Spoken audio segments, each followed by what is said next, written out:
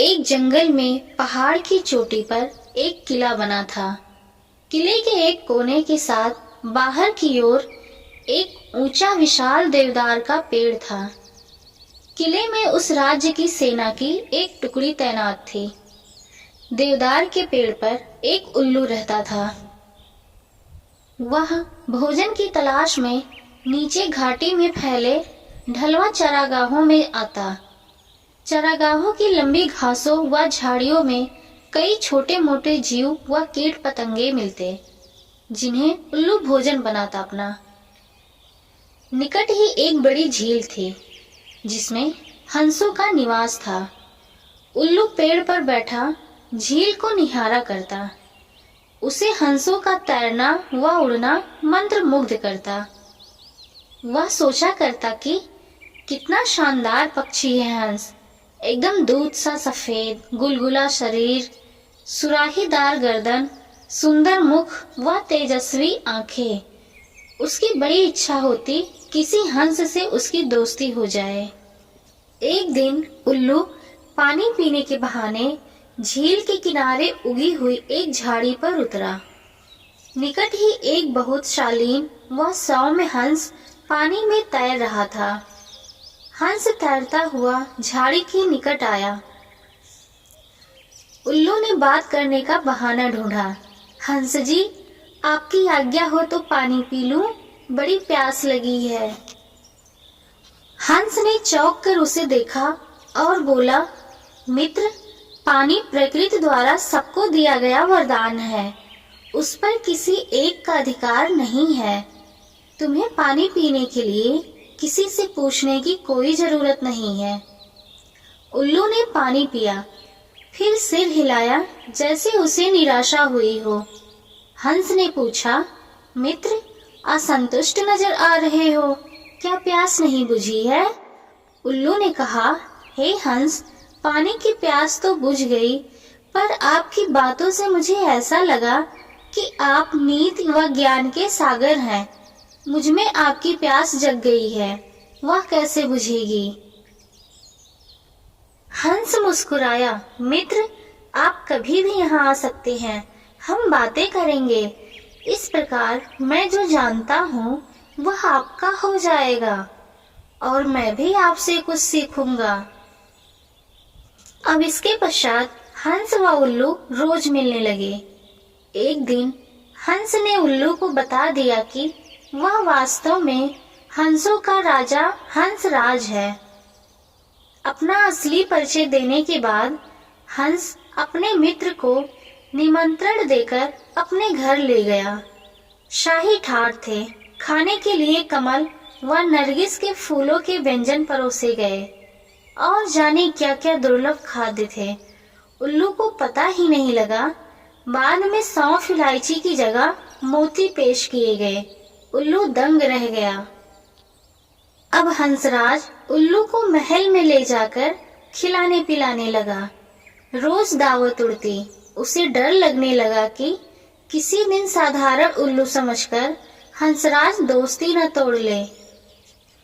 इसलिए स्वयं को हंसराज की बराबरी का बनाए रखने के लिए उसने झूठ कह दिया कि वह भी उल्लुओं का राजा उल्लुक राज है। झूठ कहने के बाद उल्लू को लगा कि उसका भी फर्ज बनता है कि हंसराज को अपने घर बुलाए। एक दिन उल्लू ने दुर्ग के भीतर होने वाली गतिविधियों को गौर से देखा और उसके दिमाग में एक युक्ति आई। उसने दुर्ग की बातों को खूब ध्यान से समझा, सैनिकों के कार्यक्रम नोट किए।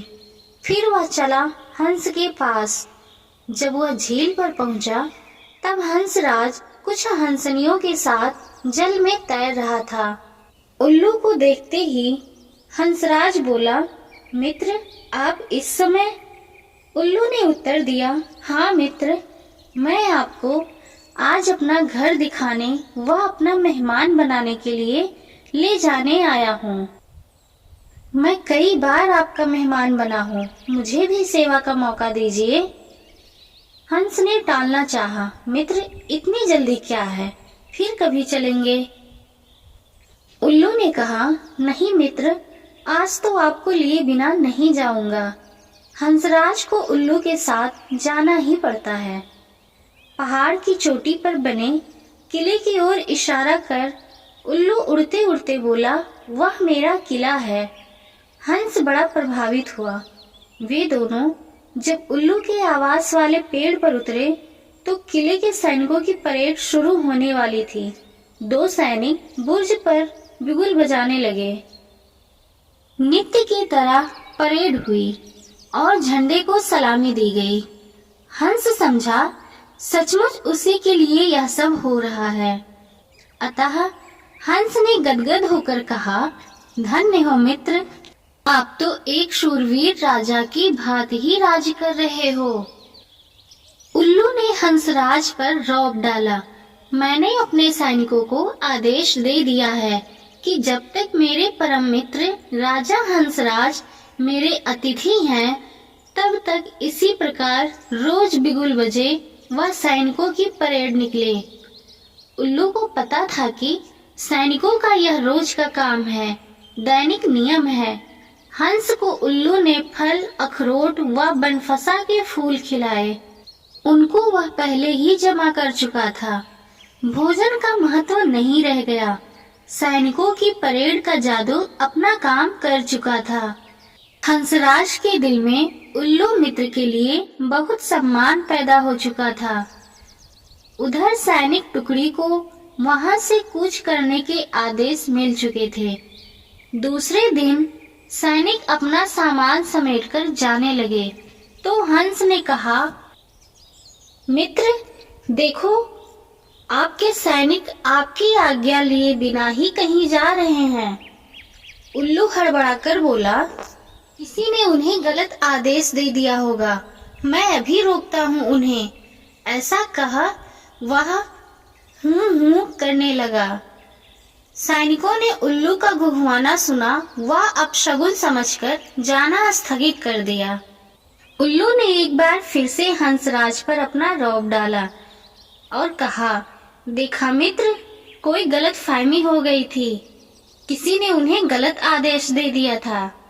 मैंने उन्हें रोक दिया है, अब वो नहीं जाएंगे। दूसरे दिन जब सैनिक फिर से जाने लगे, उल्लू ने उन्हें जाते हुए देखा तो फिर से घुमाना शुरू किया। सैनिकों के नायक ने क्रोधित होकर सैनिकों को मनहूस उल्लू को तीर मारने का आदेश दिया।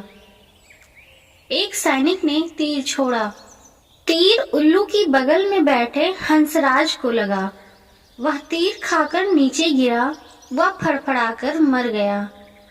उल्लू उसकी लाश के पास शोकाकुल हो विलाप करने लगा और जोर जोर से चिल्लाने लगा, हाय, मैंने अपनी झूठी शान के चक्कर में अपना परम मित्र खो दिया, धिक्कार है मुझे। उल्लू को आसपास की खबर से बेसुध होकर रोती देख एक सियार उस पर झपटा और उसका काम तमाम कर दिया। दोस्तों, झूठी शान बहुत महंगी पड़ती है। कभी भी हमें झूठी शान के चक्कर में नहीं पड़ना चाहिए।